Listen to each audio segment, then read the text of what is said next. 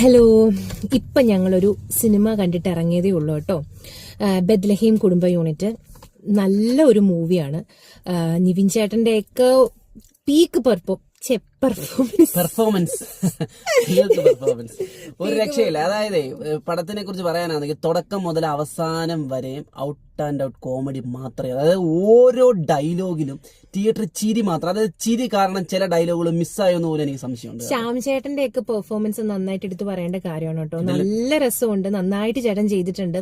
പിന്നെ അതിനകത്ത് ഓരോ ആൾക്കാരും നല്ല അടിപൊളിയാണ്, നല്ല പക്ക കാസ്റ്റിംഗ് ആയിരുന്നു. പിന്നെ ഞങ്ങൾ സാധാരണ അങ്ങനെ റിവ്യൂസോ കാര്യങ്ങളോ ഒന്നും പറയാറില്ല. പക്ഷേ ഈ സിനിമ ആർക്കെങ്കിലും മിസ് ഔട്ട് ആയിട്ടുണ്ടെങ്കിൽ ഇത് മിസ് ചെയ്യാൻ പാടില്ല. സിനിമ നല്ല ഫാമിലി കോമഡി എന്റർടൈനർ ആണ്. നമുക്ക് പ്രണയിക്കുമ്പോൾ ചില സാധനങ്ങൾ ക്രിഞ്ചായിട്ട് ഫീൽ ചെയ്യും. പക്ഷെ അതൊക്കെ എങ്ങനെയാണ് ആ പ്രേമിക്കുന്നവർക്ക് നമുക്ക് തന്നെ ഒരു ബ്ലഷ് ഉണ്ടാവും. നല്ല രസമാണ്. അത് അവരുടെ ആ ഒരു കെമിസ്ട്രി നന്നായിട്ട് വർക്ക് ആയിട്ടുണ്ട്.